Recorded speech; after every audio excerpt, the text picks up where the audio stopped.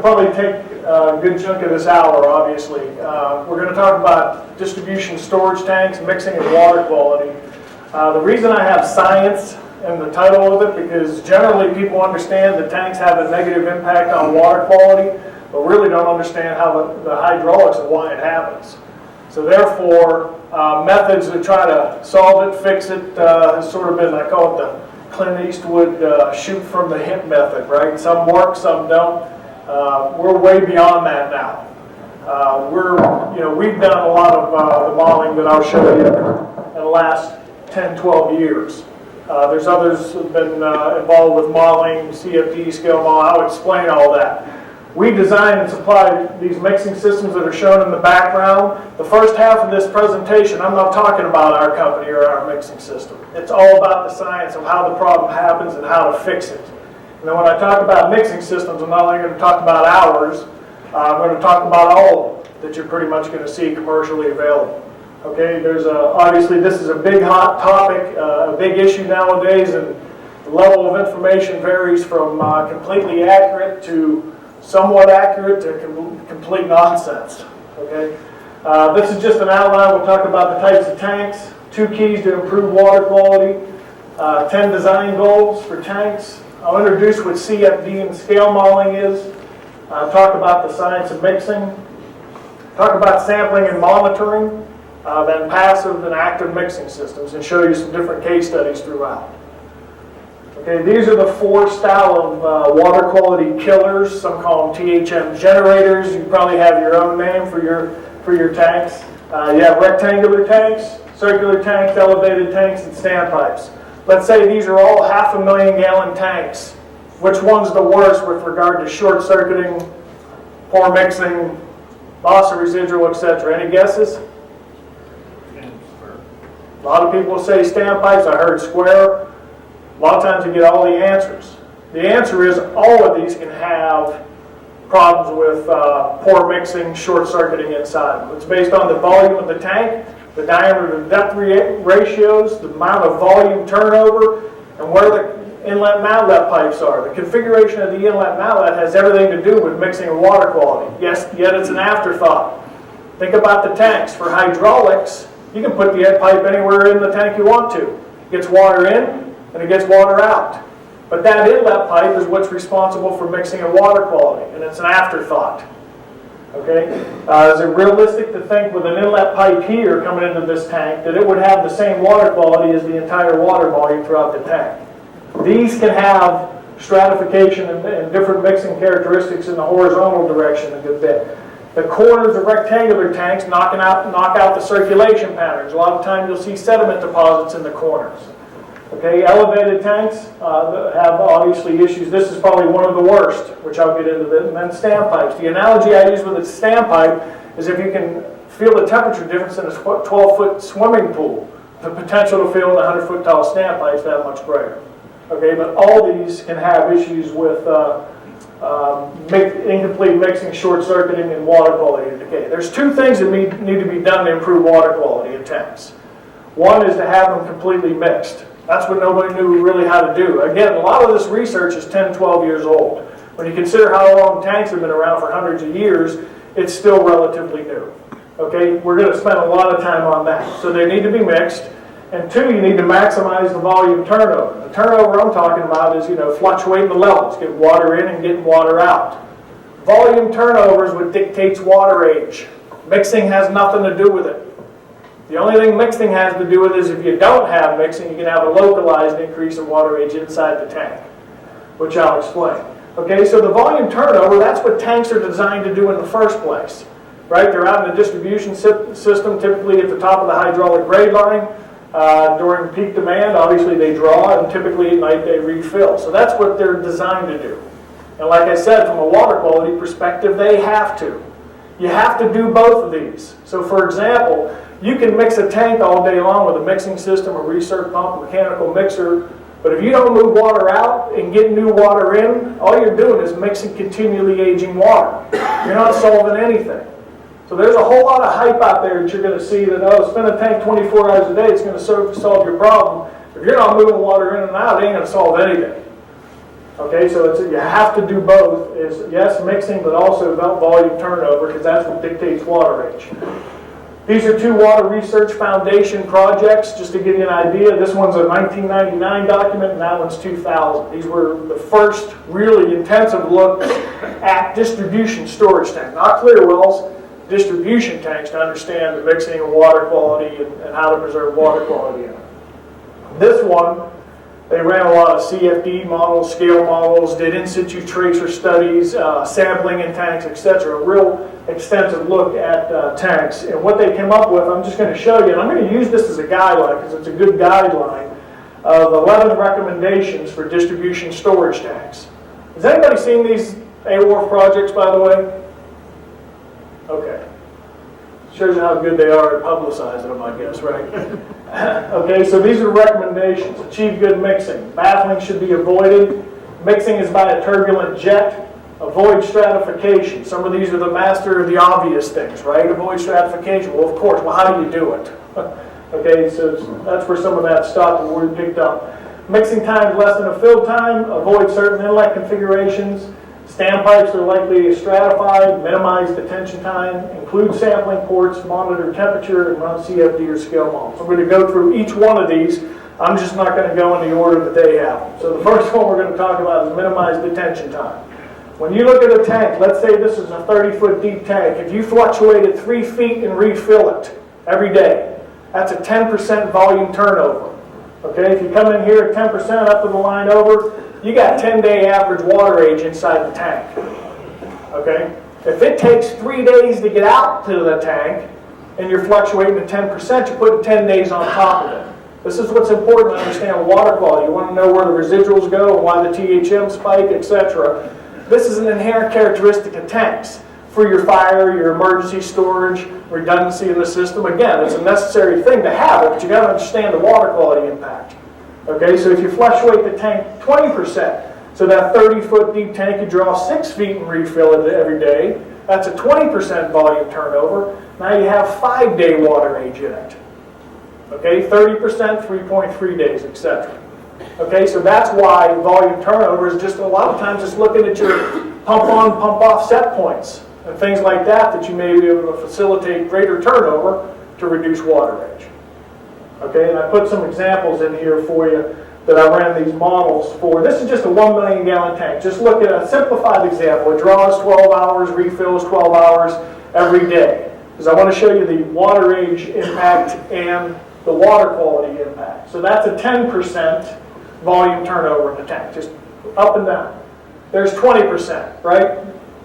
From a million down to 800,000, back up every day, just to show you the increased volume turnover. Here's the water age. If you just look at here, you're up around 4 or 5 days with 20% turnover. With a 10% turnover, you're up towards 9, 10 days. Just like that first chart I had showed you. Okay? Now here's the water quality impact. The water quality coming out of your tank. This is during the fill cycles. You're filling it with 1 milligram per liter. The water coming out of your tank, okay, is with 10% turnover, you're around just under 0.3 milligrams per liter. If you're fluctuating the tank 20% a day, you're up towards 0.4, 0.5 milligrams per liter. Right? Simple. I mean, it's the more greater volume turnover, the less the water age. Chlorine decays with time, so does chloramines. Now, this I used a 0.3 over day decay coefficient. That would vary based on systems. You may be a groundwater system, clean pipes, etc., etc. These may be higher, but the same relative difference is going to happen. Okay, does that make sense as far as water age goes? The more turnover you have in tanks, the less the water age. Less water age, the higher the residuals, the lower the THMs, and all the other water quality, because most of them are a function of age and temperature. Okay, so that's how to minimize water age. Now, here's some methods to do it. Increase the fill and draw cycle. If you're only fluctuating a 100-foot tall standpipe and you're dropping it a foot and refilling it, if it's got a single acting altitude valve on it, it's a water quality killer. Okay? Increase it to 5 feet or 10 feet. Sometimes, like I said, it's you, the operators, would understand how you might be able to do that. Okay? Increase the fill and draw cycles. The next one's increase the number of fill and draw cycles. Let's say you have this 100-foot tall standpipe, but just for fire or pressure reasons, you can't drop it below 90 feet. Well, can you do that twice a day or 3 times a day? That will reduce water age instead of once. Take tanks out of service during low demand, whether it's winter, summer, whichever is your low demand. If you can take tanks out of service, obviously there'll be less volume inside the distribution system, the water age will be less. Operate at a lower high water level. If you've got a 100-foot tall standpipe, can you operate it at 90 still and still have adequate fire storage, and emergency storage? What about 80? If you can do that, regardless of the tank style, if you can operate at a lower level, I know utilities that operate 30-foot deep tanks that are 10 feet deep. Now they're able to do it in their system. So those are just methods to reduce water age. Then if nothing like that, then you're looking at overflowing tanks and flushing, obviously, are sometimes needed just to get rid of the bad water. New tanks, build 2 smaller rather than 1 big one.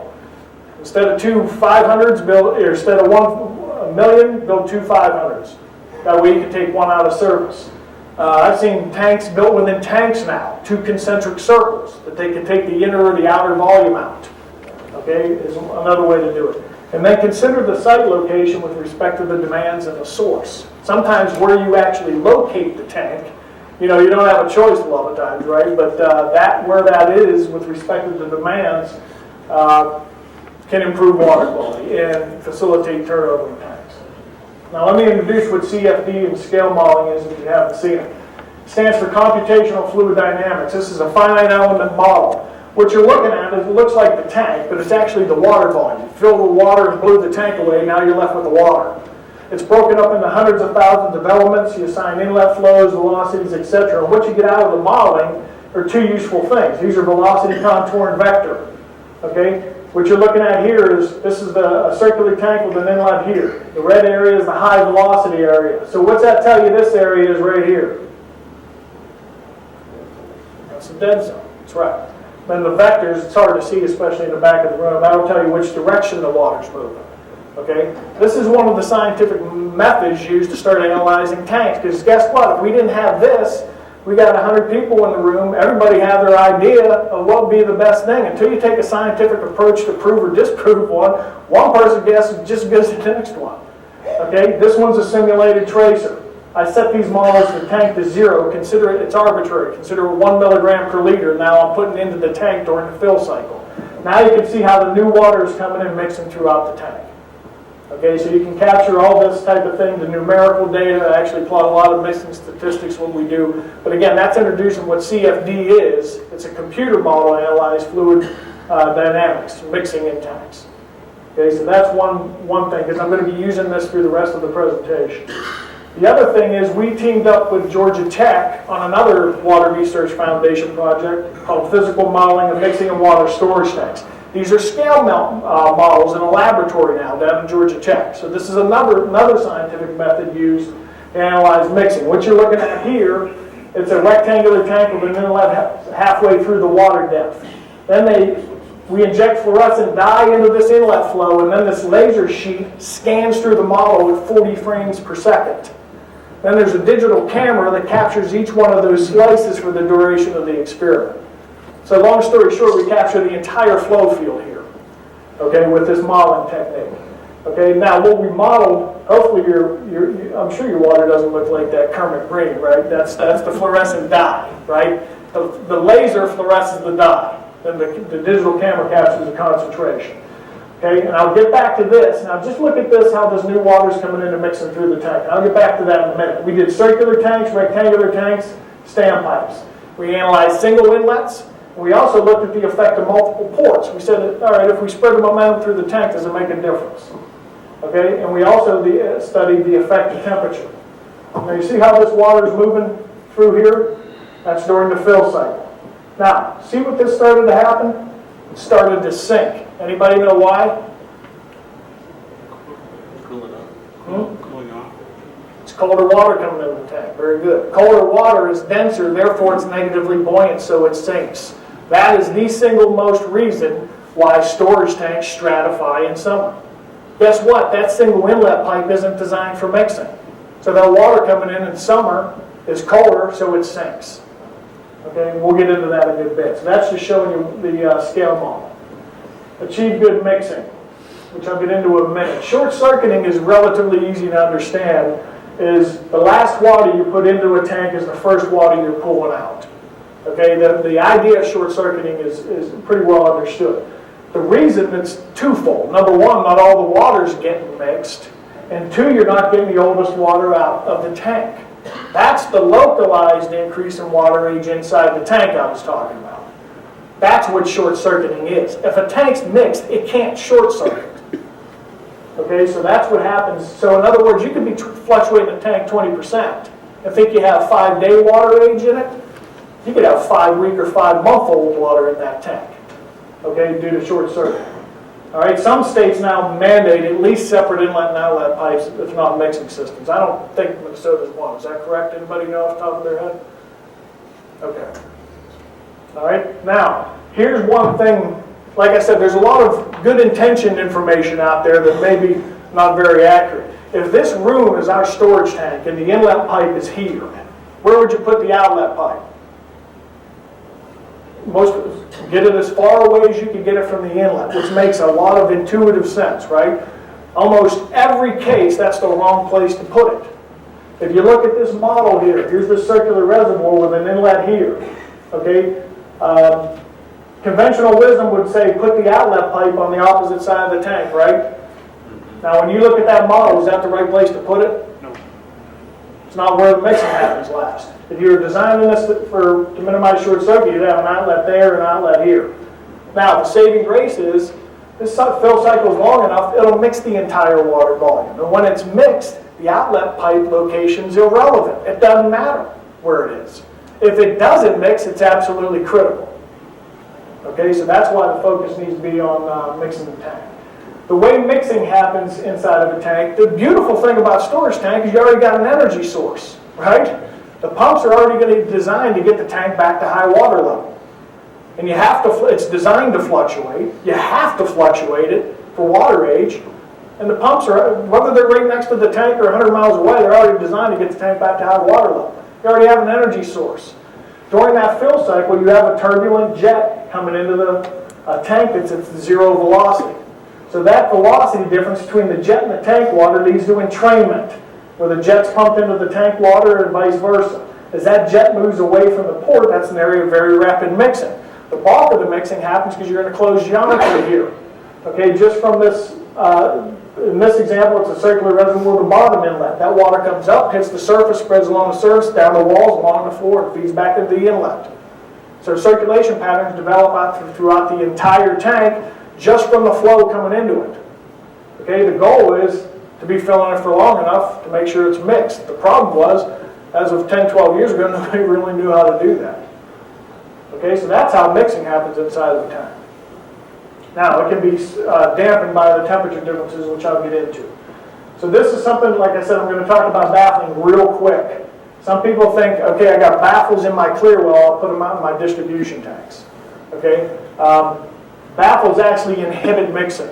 They can encourage plug flow, which you need at a clear well for contact time and baffling factor. Putting baffles out in distribution system tanks are counterproductive. You will actually have less residual coming out of the tank operating in plug flow than if you would just completely mix the tank. So I'm not going to get into the whole disinfection kinetics if you have interest in that, but this green line showing you the residuals with mixed flow coming out of the tank are higher than if it ran with plug flow. Okay, I used to see that a lot 10 years ago. That's becoming rare. Avoid certain inlet configurations. Like I said, this is some of the shoot from the hip methods that have been done in the past and continue to be done. Tangential inlets coming in and turning 90 degrees. Well, that generates a big swirl in the tank and puts an enormous dead zone in the center. Okay, inlets directed at a wall, deflector plates, inlets in a sump. The problem here is it dampens all the momentum out of the inlet flow, which is what's responsible for mixing the tank. Okay, and same with directed at a wall or in the sump. Large diameter pipes. Listen, these pipes are designed a lot of times for fire flows. The normal flows coming into tanks are 5-10 times less than that a lot of times. Okay, so it's large pipes, and discharging above the water surface can be, that jet needs to be submerged for that entrainment to take place. So mixing slow when you're doing that. Listen, I understand this is going to be like information constipation, right? There's a whole lot in a little bit of a time, but they are recording this and already signed the waiver, right? So it can be reviewed in the future. Mixing time is less than the fill time. What's that mean? How long do you need to fill the tank to mix it? Okay, there's been models that have gone back to the 50s that I've seen, experiments to calculate how long you need to fill the tank to mix it. It's based on the volume and the momentum, which is flow times velocity. Okay, so if you know the volume of your tank, you know the pipe size, flow, calculate the velocity, you can calculate how long you need to fill it to mix it. It's at least one stake in the ground now that can be used to analyze, am I doing something close to what needs to be done to mix the tank. Now, like I said, down here, there's no variables in this thing to account for temperature differences, but it's a useful thing to look. This is an example. Here's a 1 million gallon tank. If you were filling it at 1,000 gallons a minute through a 48-inch pipe, it would take over 7 hours of fill time to mix the tank. At the same volume and same flow rate, if it was coming through a 12-inch pipe, it would mix in under 2 hours. What's the only difference? Was this on the operator exam? Yeah, exactly. Very good. Velocity is the only difference. Remember, these pipe sizes are oversized. We've done over 3,500 tanks since the year 2000 that I've tracked. Almost all of them, when I look at normal flow rates, have the 1 to 3 feet per second flow coming into the tank. So an enhancement in velocity makes a big difference on mixing. Here's where it links with the operation. You can have a perfectly designed mixing system. It has to be linked with the fluctuation. The same tank, if you had a 20-inch pipe in it, you'd have to draw it from 30 feet down to 21 feet to give it enough fill time to mix the tank on the next fill cycle. Smaller the pipe, the higher the velocity, you wouldn't have to draw the tank down as far to get it mixed on the next fill cycle. The problem is if you're fluctuating the tank like this, but need to be fluctuating it like this, number one, it's going to not be mixed. Two, your outlet pipe's probably in the wrong location. So it's going to short circuit it. And if that happens, you have a localized increase in water age. If that happens, you lose the residual. If that happens, you have spikes in THMs, etc. Okay? All these things are linked. Volume, flow, velocity, mixing time, and fluctuation, they're all hydraulically linked. Okay, like I said, the one thing we want to look at is the effect of multiple ports. We said, okay, instead of bringing the flow into the tank at one location, what if we spread it through the tank? Does it make a difference? And we found configurations that mix up to 50% faster. So if it took a tank 8 hours of fill time to mix, just for the properly designed multi-port system, it mixed in 4. Okay, and the analogy I use is look at large public swimming pools. Everybody's put their back against them, right? They're every 10 to 20 feet around the perimeter. That's for the rapid dispersion of rechlorinated water, eliminate dead zones. Okay, we do the same type of thing, except we just do it inside of tanks. Okay. So that was a big discovery. These are scale models that were done for Los Angeles Department of Water. I mean, this is actually a real, you can see the scale of these tanks. It's no wonder they can't afford to pay anybody their income tax returns out there. You know, so that's comparing a single inlet, and this is a 5-port. There's 2 ports here and 3 ports here. That's the same volume and same flow rate coming into the tank. Okay. There you can just see that the multiple ports result in much faster mixing. You know, this is sort of, you know, given in last night's terms, this is sort of the drink that I give my wife, and this is the one I drink if that's a cranberry and vodka. You know what I mean? So anyway, the multiple ports result in much faster mixing inside the tanks. And that was done. That's just another independent study. Avoid stratification. Okay, this bar graph is in Rankine, but it corresponds to 60-degree inlet water. 62, the tank's full up to here, 62-degree water. It starts filling, the inlet water is only 2 degrees colder. If that momentum is not sufficient, that jet stalls, it reverses direction, hits the floor, and you only get mixing up to this, it's called the terminal rise height inside the tank. Can you visualize any problems with water quality if this is happening in your tanks? Okay, this bottom water quality is good. This top 70% up here is not getting mixed. And every fill and draw cycle, all this thing does is moves up and down like a piston and gets older and hotter and older and hotter and older and hotter. Because you could be fluctuating this tank 30%. But in this case, you're pulling this good fresh water out of the tank. But this can impart a demand on the chlorine and the whole bit here. So you may see some of this coming out of the tank. Okay, that's what can happen in summer. Again, the tanks aren't designed for mixing. Okay, so that's what can happen. So you remember this chart I showed you earlier on, okay, with the different turnover. 10% the residuals coming out of the tank, 0.2, 20%, they're 0.4. Look at this modeling. This is a tank that had a chlorine analyzer at the base. Here's the fill cycle, here's the draw cycle, this is the chlorine residuals. Okay, here we go, we're drawing water out of the tank. Okay, you'd expect less residual. Whoops, what happened? That's that short circuit, that's that hotter water up in the tank. You pulled out the good stuff already, now you're getting into the bad stuff. Okay, and that's just, that happened to have a chlorine analyzer on it so they could see it. Okay, so you're pulling the old water off the tank. So these are some of the problems. Obviously, lots of residual DBP spikes, bacteria, biofilms, nitrification if you're on chloramines. Listen, like I mentioned, most of the water quality problems are a function of water age and temperature. And when you have this going on inside the tank, you've got a water quality cooker inside of here. Sometimes you can see it, sometimes you can't. I know utilities violated total coliforms, had to shut down tanks, all that type of thing because they had a line break or a fire or a high demand day and started to pull that water out. Okay? Now, it's not just in standpipes. Here's an isothermal case, no temperature differences. Here's the colder water, it's only a 30-foot deep tank. This bulk water, since it's all in one location, still colder so it sinks. Once it hits the floor, forget it. If you get tanks over 50-foot diameter, that's when you have to look at putting multiple ports to make sure it mixes through the depth. Okay? This is sampling data just from a utility. It's only a 28-foot deep tank. They took temperature samples through the depth. Here's the bottom of the tank. See the thermocline in here? This is you dive into the bottom of a swimming pool here. This is 1 week later. See how that got worse? And then here's the residuals.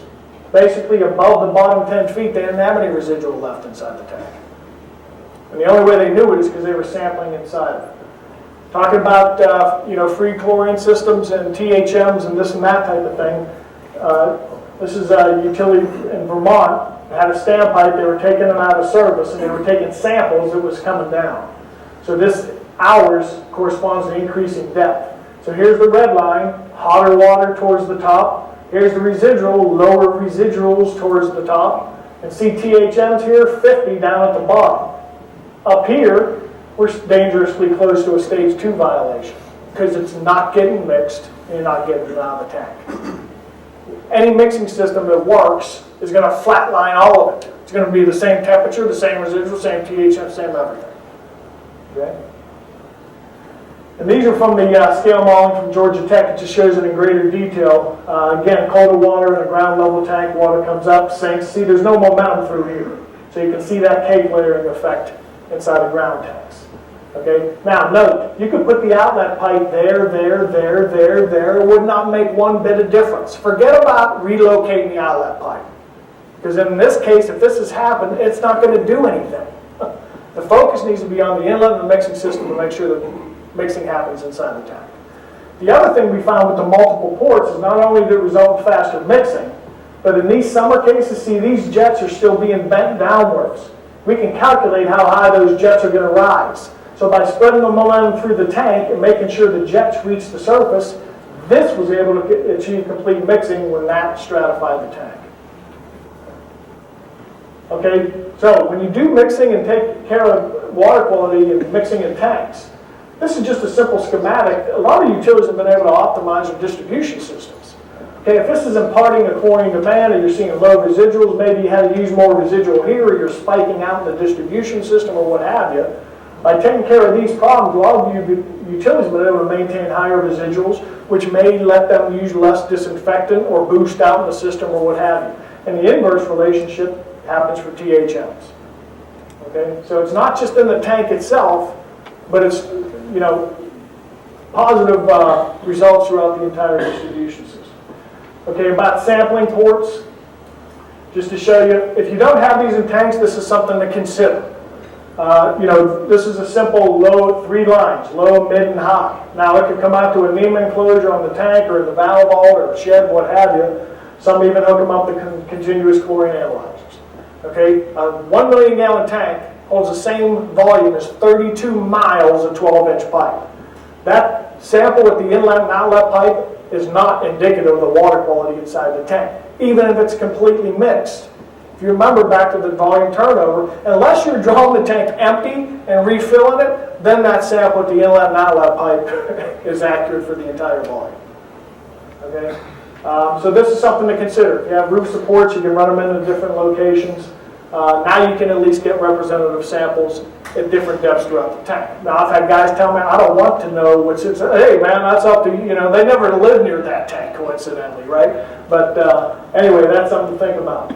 Because it's next to no money. And again, this has nothing to do with mixing systems. These are sort of best practices. Okay, so how do I know if it's going in my tank? So if you had sampling lines, you would know. This is another way. If you can overflow the tank and not, make anybody mad, take a sample at the inlet and outlet pipe, and then sample the overflow water. That'll give you the top to bottom difference. At least get temperature and residuals. That'll tell you the difference between the top and bottom. Some people have these on their boats, digital thermometers. These are temperature data loggers. I'll just show you this. We have several strings of these. You program these loggers. I send it out on a stainless steel cable, go drop it in the tank and leave it there for a month. And it logs temperature every hour or what have you, and it'll tell you if you have a thermocline inside the tank. So again, these are just methods to see what's happening. Obviously, this is most appropriate. The worst case scenario for water quality mixing is summer. So June to September is when you want to do any of this.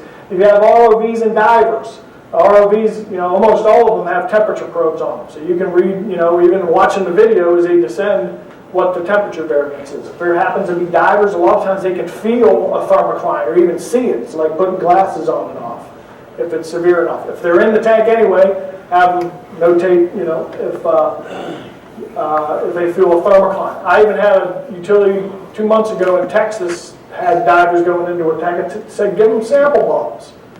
Take sample bottles down, get the samples, bring them back to the surface, and now they did the whole chemical analysis on them. That's the best scenario, because temperature is just an indicator. This is what I was getting at, is I always recommend at least getting free or total residuals. Because a tank may not be thermally stratified, especially in winter, spring, fall, but it could be chemically or it may not be mixed. So the temperature may not show it to you. That's why it's at least good to get a grab sample, pocket colorimeter to at least get free of residuals to see if those are consistent. Okay, now, get into the different types of mixing systems. I'll just go through them. Okay, a simple inlet and outlet separation. Okay, here's an inlet higher in the tank, here's a separate outlet pipe. I think I've sufficiently covered that. This in summer is not going to do anything. Just have Washington State, for example, says not only separate the inlet and outlet, but to get the inlet higher. Again, it makes intuitive sense. In this case, it doesn't do anything. Again, the focus needs to be on mixing. Here's an elevated tank, an inlet riser. Yeah, that'll get water up there. Well, in summer, that water comes here and hits the bottom of the bowl. Okay? So simple. The good side is it's simple. The bad side is it may not do anything. Okay? You may have seen a draft tube that's a larger pipe that's suspended over the inlet and outlet pipe. Okay? I would seriously tell you to review the research on that. What they're going after is an inductor nozzle, taking a high pressure drop across a nozzle that creates a low pressure zone that sucks water through that tube. Distribution systems don't have that type of pressure drop. Those are typically taking 50, 60, 80 psi across a nozzle. What this tube ends up doing is limits the entrainment. Remember what I mentioned about the jet moving away from the port and the tank water mixes into the jet? That actually inhibits it. In most cases tested, this actually made mixing worse. Not better, not the same, worse. Okay, so that's why I'm telling you there's some things to look. So with the draft tube, it didn't mix for either high or low momentum flows. Okay, so caution on that one. Elaborate piping systems. This, and again, you can see all this inlet pipe there. It looks like a jungle gym inside this tank here. Okay, if it's properly designed and modeled, it could work. That's way overkill. You don't need that much stuff inside a tank. Okay? But if it's properly designed and you have companies offering this type of piping arrangement, again, it could work, but it may not be cost effective. This is the system that we supply, manifold with Tideflex nozzles, there's rubber duckbill valves. And then we have outlet valves that are staggered in between the inlet valves to water back out of the tank. I'll explain that, and I'll show you these different tanks. If you're not familiar, this is the duct. Our company has been building valves rubber-based valves since the 50s. The EPA came to us in the early 80s and gave us a grant to develop an all-rubber check valve to overcome problems with flap gates. Anybody familiar with flap gates or have to deal with them? Okay, they're mechanical. Listen, on an outfall pipe, you put them there, nobody's going to go maintain those. Okay, these are mechanical. They got hinges, pins, they need maintained. You can see what can happen. So anyway, we developed this all-rubber check valve. Millions of these are installed around the world on outfall pipes. Lets water out, doesn't let it back in. Very similar construction to a rubber heavy-duty truck tire. Synthetic and natural, different reinforcement. They're used on overflow pipes extensively, okay, instead of screens and flap gates, because anything water gets in here leaks. Hey, listen, things get in tanks, right? This will purge right through this valve, whereas a screen would trap that. Okay, so that's just show you those are used on overflow pipes. The way this whole thing came about in the late 90s, we saw this where people were coming up the tank, splitting off, piping around the perimeter, bring the inlet here, and bring the outlet through another penetration of the tank. All this system is one pipe and two sets of check valves. One set facing inlet lets water in, and this valve that's facing backwards and lets water back out of the tank. Okay, this is very similar, it's called a water-flex valve, very similar to double door check valve. So during filling, these are closed, water comes down through here, into the tank through these nozzles. During a draw, these are closed, water comes back through these valves, back out in the distribution system. Okay? Hydraulically, it's the same thing as a common inlet-outlet pipe. We're just relocating where the water comes in and where it comes back out. Now, this is what we were doing in the late 90s. When we didn't do any of this CFD modeling, and we were back going trying to get the inlet and outlet pipe as far apart as we can get them. We haven't done this in many years, but the concept's still the same. Okay, this is just a video showing, there's the inlet nozzles. You see the jets coming out of those. That's during the fill and mix the tank. During a draw, water come back through those valves, back out in the distribution system. Okay? I presume that dude got out of the tank because they got the camera out of the tank. I'm not sure. The advantage of this Tideflex, it's a variable orifice. It opens and closes with increase and decrease in flow. Compared to a fixed diameter pipe, this is not efficient in mixing. This opens and closes. There's no mechanical parts, it just operates on differential pressure. So it optimizes jet velocity at all the flow rates. Jet velocity is a key component to mixing in the tanks. That's why these are used for the inlet valves, so you can see the jet. So you combine the multiple ports with the jet velocity enhancement. That's why these are so rapid mixing. Some bullet points. Green's a big thing. Like I said, you already got an energy source, okay, to mix tanks. That's the energy source that we use. They're all CFD or scale modeled and field validated. This is over 3,500 now. Yeah, we separate the inlet and outlet, but it's designed to achieve complete mixing. This is huge. Put it in and go do something else. These don't have any maintenance to them. Okay, we're talking a 30-year life. They may last longer. We got them in nasty applications in stormwater and CSOs and sewage that are still installed from the 80s. Okay, they're NSF certified, had rubber tested for chlorine and chloramine exposure, no degradation connected to the inlet pipe. We've even done some in the wet in concrete tanks. And again, this is 25, 30-year life, and it may actually last longer. These are ones we found that were installed in 92. We didn't even know how to spell chloramines back then, right?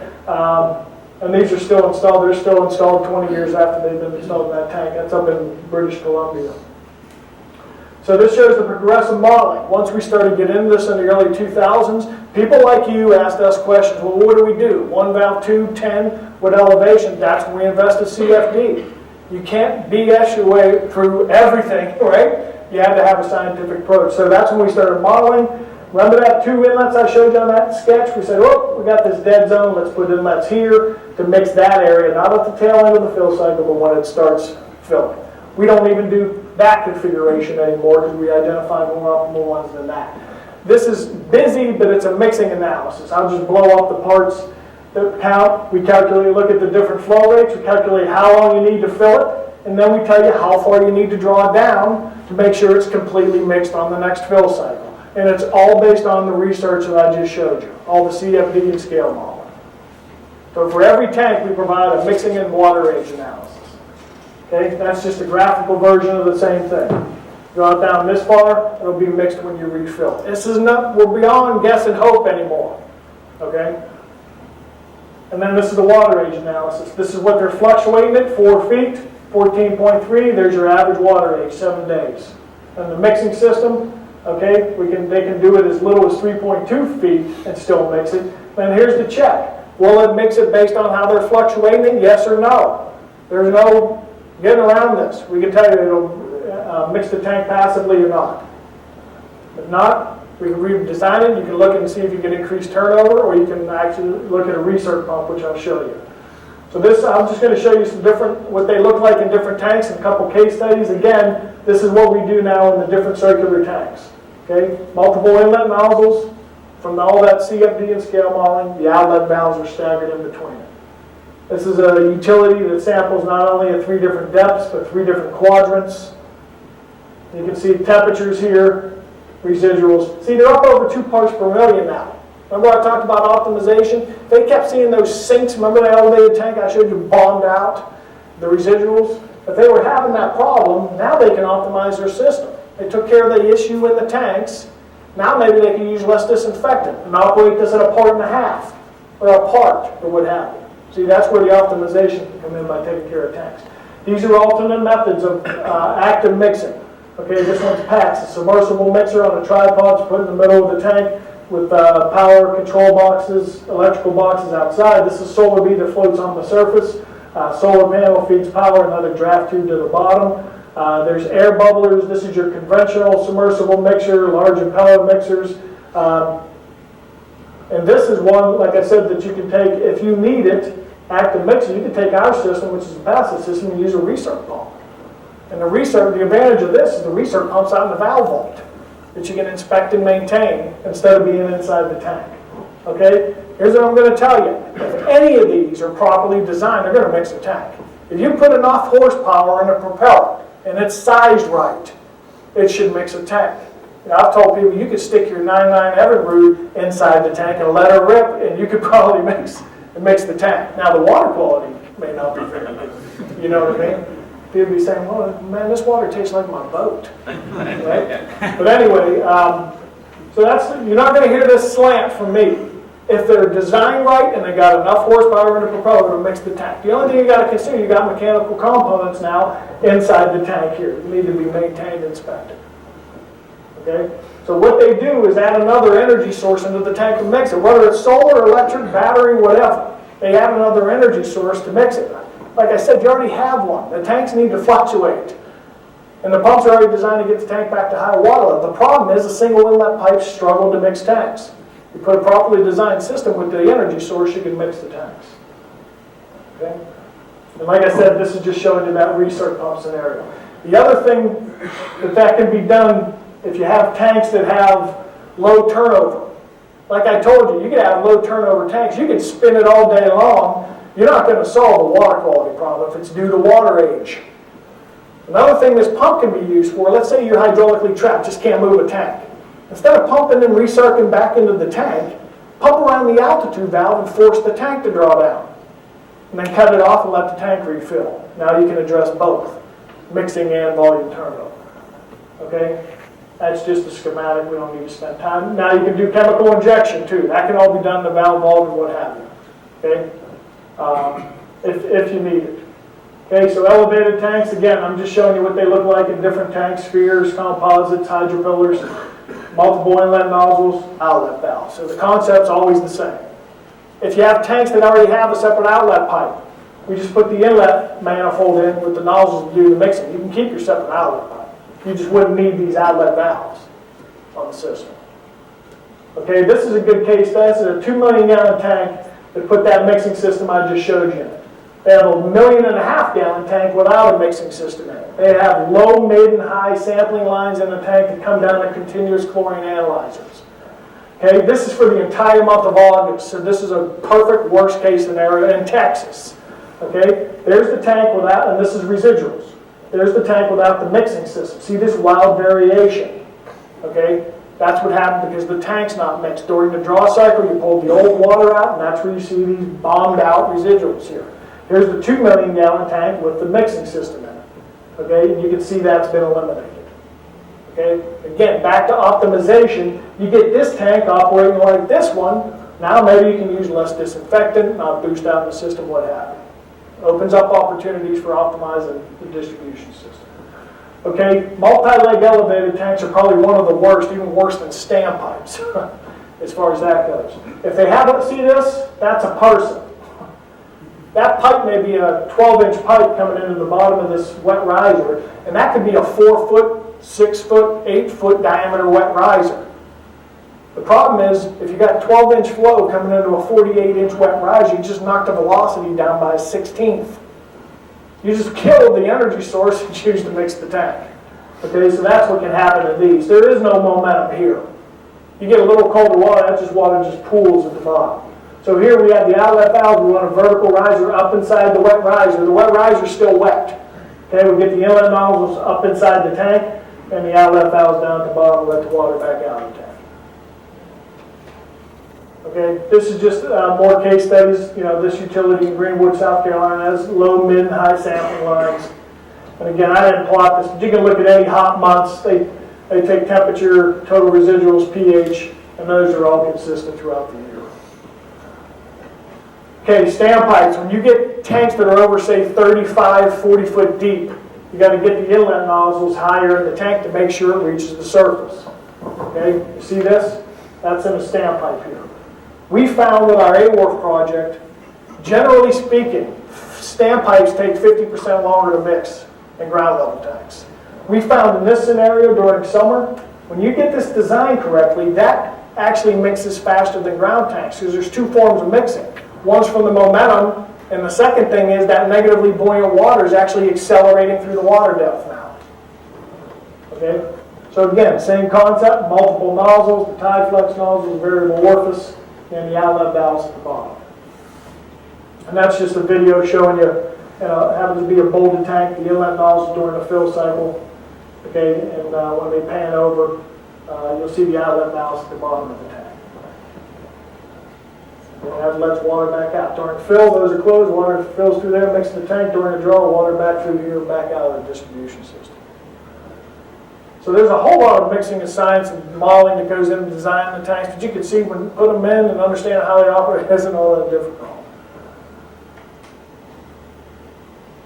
Okay, this is this utility left the tank with its common inlet outlet and installed that system, and the bigger tank right beside it, and then they installed those temperature data loggers every 20 feet. They took data every 30 minutes for over a year.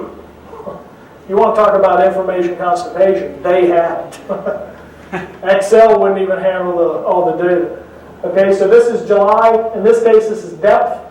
You can see the red, that smaller tank, which in theory should mix faster because it has a little bit smaller volume. Okay, the thermocline developed in it. Here's a few weeks later in August. See how that thermocline got worse? This is Washington State. We're not talking an arid climate. Okay, but you can see how that stratification got worse. Day after day, fill and draw cycles, the water's not getting mixed. Older, hotter, loss of residual, hotter temperatures, etc. And then the yellow line is the mixing, the bigger tank with the mixing system, and that's been eliminated. Okay, icing is obviously a big issue in our climates. This is a case study. This is a standpipe up in Ontario. See that date? That's May when they took this tank out. It had a 10-foot deep slug of ice, 30-foot diameter in it. Okay, it took them 2 weeks just to get the ice chopped and out of the tank. Okay, then they installed the mixing system, and all they monitored the next winter, and all it had was some slush ice on the top. Okay, the reason that the bulk mixing's improved. 2, you got jets higher on the tank, putting more turbulence on the water surface. Okay, the jet velocity is enhanced. And 3, if you have warmer water coming into the tank, it's getting injected onto the water surface. That's why that helps with icing mitigation as well.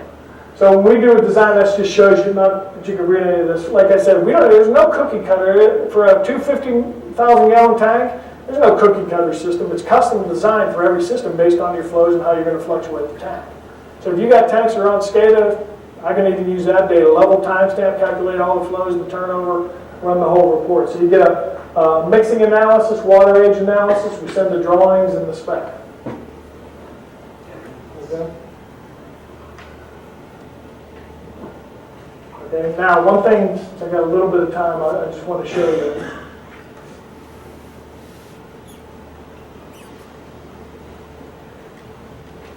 Like I said, this is one way to do with the recirc pump itself. This is also when we're talking about, that's from a water quality and an icing standpoint. Generally speaking, as far as icing goes, okay, you're talking about you want to have, there's different recommendations. I even saw some Minnesota Rural, I was on there last night, that even recommended a turnover a day. That one that I showed you from Ontario, they were fluctuating that tank about 15% a day. Most that I've seen, or general recommendations, are 20 to 30% a day to try to mitigate icing. So the mixing system is obviously going to improve that. If you just can't turn over tanks, now just talking from an icing perspective, you just can't turn it over. Okay, it's better if you can fluctuate it because you're going to get new, warmer, at least 50 degree or whatever water coming into the tank. If not, that's the other reason for the recirc pump. If you can't get 15, 20, 30% daily fluctuation a day, see if you can, number one, reduce your volume. And if two, that's where a recirc pump can help as well, to mitigate ice formation if you just can't get the turnover inside the tank. Okay? Let me just get to, I think that's the, okay, and that's the analysis we send. This is just showing you when we do the design and supply the system, we do complete fabrication, installation plan, show you what it's going to look like. Provide all the calculations, that just shows you some of the fabrication. And we also have our reps do an installation inspection. Because we've had systems go, even though that's simple, like I said, there's a lot of science and modeling that goes into designing it. Putting it together is fairly straightforward. We don't even, we prefabricate all these spools. All they got to do is bolt them together. We've had, contractors before. In other words, the system might have 3 inlet valves and 2 outlet valves, but they installed the outlet valves backwards, so there were 5 inlets and no outlet valves. It's hard to drain the tank when you don't have any valves to let water out. So anyway, we have our rep do the inspection of all these, installed systems. I mean, that is very rare, but it's happening. Okay, so there's my contact information. And our representative is Swanson. I'm sure you know those guys. Adam, Ed's here as well, in Minnesota. Do you have a card? Yeah, I have cards up here if anybody needs them. And like I said, there's my contact information. Any questions? So that's the end of the presentation.